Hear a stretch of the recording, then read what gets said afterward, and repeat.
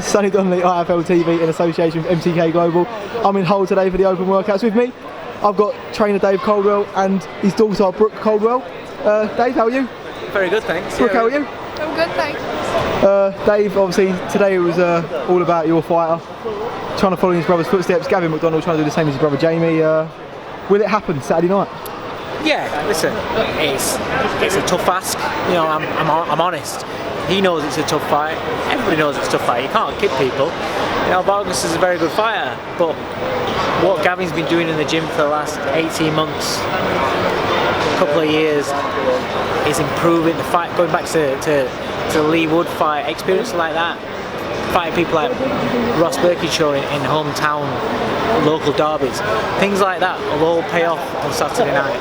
You know, you're talking about a kid that's only had 18 fights, but the majority of those fights, people have gone in there expecting to beat him. That's a big thing, because a lot of these prospects of Vargas, 28 fights, 28 wins, 21 knockouts, a lot of these kids, when they've got the opponent brought in, the opponents are either dreadful or the guys that aren't there to win. They're there to give it a little go, try and go a distance, not get hurt. There's a big difference between that and then fighting guys that are expecting to beat you. And because Gav doesn't look spectacular, doesn't look like he's going to do anything extraordinary, and he's not explosive or dangerous, then people go in there thinking he's not very good and think, I'm going to beat this kid. And that's what you've always had. No one has though. No, exactly. Because once you get in the ring with him, it's actually better than what you think. You know, I had the same sort of things with Curtis Woodhouse. People thought that Curtis wasn't very good. 3 years ago today? 3 years ago today. And then, what a night that was. And then, for some, they get in the ring. Yeah, you would see it on. And then you get in the ring with him, and he's a completely different fighter. And you go out and say, oh, he's better than I thought. Everybody that sparred with Gav McDonnell, and for this fight, beforehand, they've all said the same thing. He's better than what I thought. And then they're going home and they're telling the coaches, he's better than what I thought. Because the coaches are ringing me and I was explaining, good spar, blah, blah, blah. He didn't realise he was going to be as good as that. So he obviously doesn't look as good when he watched him on TV. Vargas has only ever watched him on TV. He's going to get in on Saturday night, and I'm not kidding anybody, obviously he's a favourite.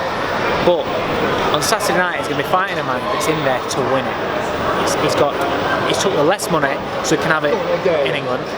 We're in a 3,000 seat arena in Hull that hopefully everybody's going to get behind him, make as much noise as possible, make the Mexican feel out of his depth. Every shot that Gav lands, we want to hear noise, you know, drive him on. It's a tough fight. I mean, you say about the noise, obviously 3 years ago today, again on the undercard of that bill, Tommy Coyle, he had that tough fight against Brazil, and he got put down and the crowd were geeing him up, and he got up, and nothing that got him through that fight. Of course it is. If you're in someone else's backyard and that happens, it's a lot. I'm not saying fighters aren't going to get up, but what I'm saying is the drive and the determination. It just gives you that little, even if it's 1%, it's 1%. You know, and boxing's a lot about how you can cope with the occasion, how you can cope with the night. You know, Gav's got to control his emotions, you know, because all this is new for him. Don't forget, he's always boxing on undercards. Nobody cares about Gav McDonnell fights. You know, they're usually on a pay-per-view or a main event where nobody's really that bothered. They're in the bar, or they're not watching on telly until later on. All of a sudden now he's dealing with public workouts. He's dealing tomorrow with press conferences about him, not just on an undercard. It's about him.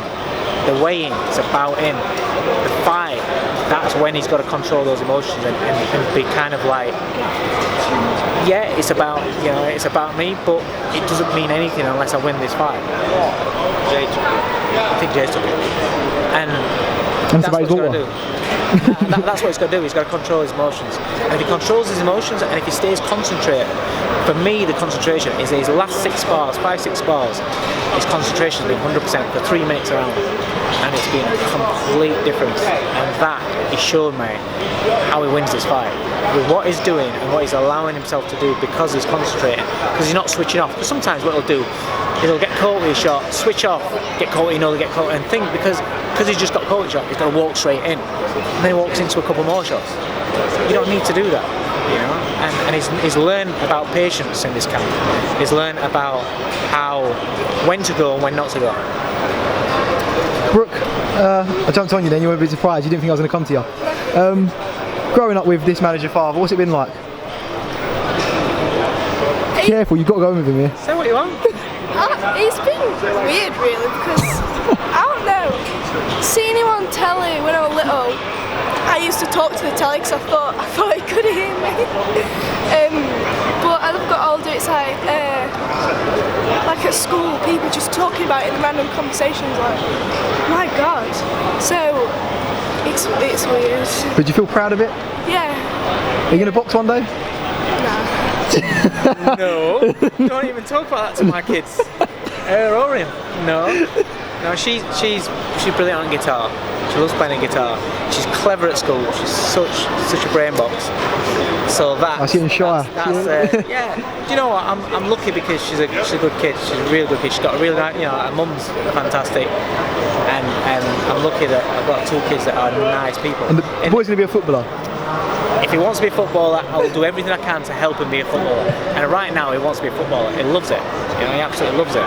But I'm fortunate that I've got a couple of good kids, really good kids that are nice people. I think these days, as parents, you just want your kids to be safe, nice people, and that have got a good attitude about themselves. And she's 12. She's got a lot of time to change yet, but hopefully she stays as she is, and she has a good life in front of her. That's what I'm hoping for. Ain't he cute? Yeah, she's got mum's looks, that's for sure. She really has. I look like you. When I have a shave. We could be twins. See?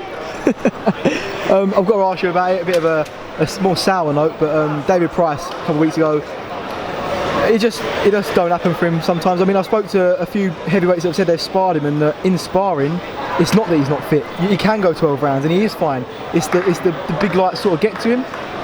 Thank you. So you've been told that by sparring partners. The thing is, I'll tell you the truth.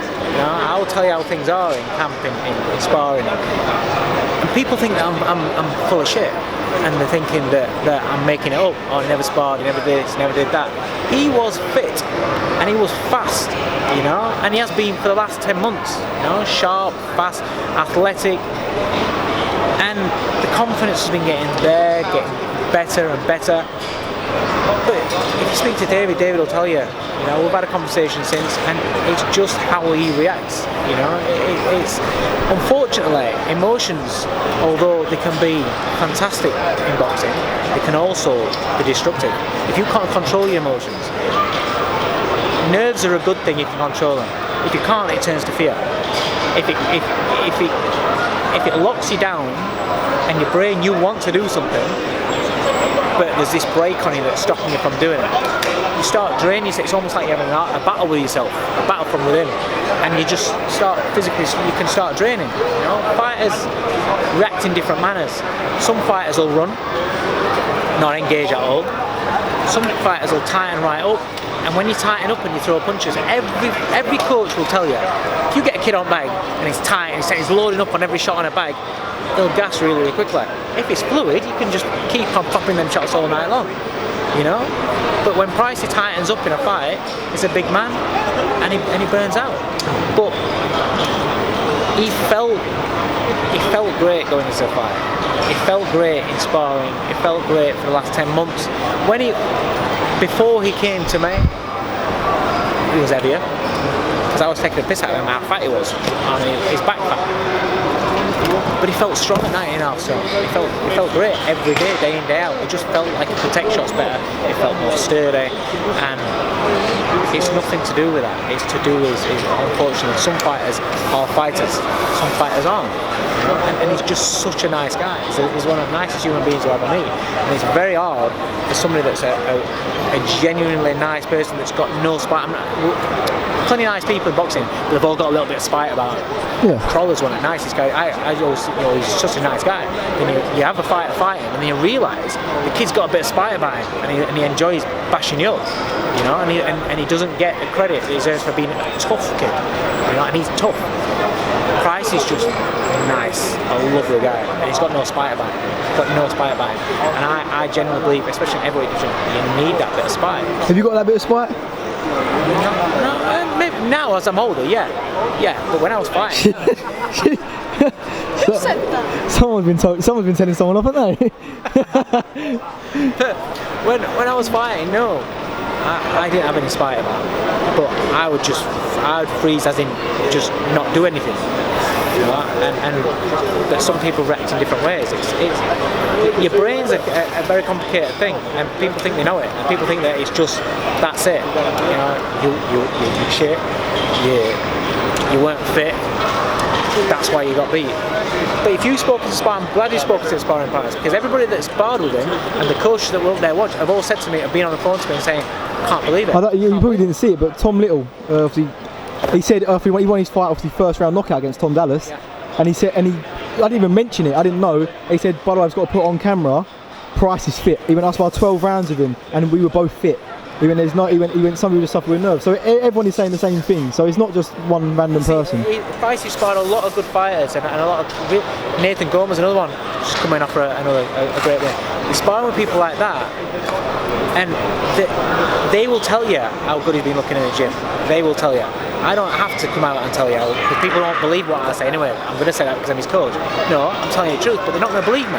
So go and speak to people like that are out there, that are sparred with him, they've got him. Speak to the coaches that have been there and seen him spar. And that's all you need to do. They're not lying. They've got no reason to lie. You know, it is what it is. You can't convince everybody. Some people don't want to listen to what is actually real, because in their minds that story's better. Blame him. This is the reason, that's the reason. They prefer that sort of reason. You can't convince them, so you just have to.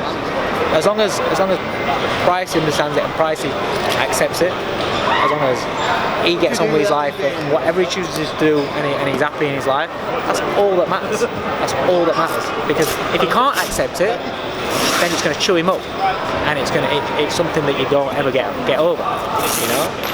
But if you can accept it and you can move on in whatever way, then you can be happy. That's all that matters. Well, it is all that matters. So it's a bit obviously bigger, better things obviously for hopefully Gavin on the weekend. So we'll look forward to that. But until then, Brooke, good luck with your guitar and being a brain boxer. And Dave, keep ponting your free tracksuits and I knew I'd get it in there. That. It's the first time since 1990, and it's the first time I've had a free tracksuit off for a company. Box Raw. The ace! Good stuff. So I'm rocking it. I'm not going to say I'm even doing this size small. Oh, you knew I was going to say it. Don't diss me in front of my daughter, man. I didn't say it, did I? There's the spite. There's the spite we see. I'm telling you. Look, you never had that when you were younger. See, look. God, that's the stuff that champions are made out of. That's what happens when you have a daughter. You have some spite, you know what's coming. Have you had a boyfriend yet? Is that what happened? What? No boyfriend. You don't even speak about that.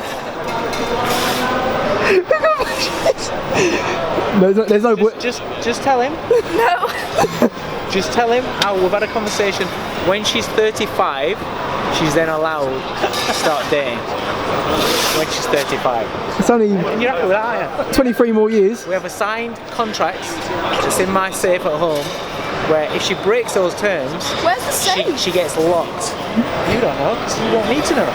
When did I sign this contract? When you were 2. Yes!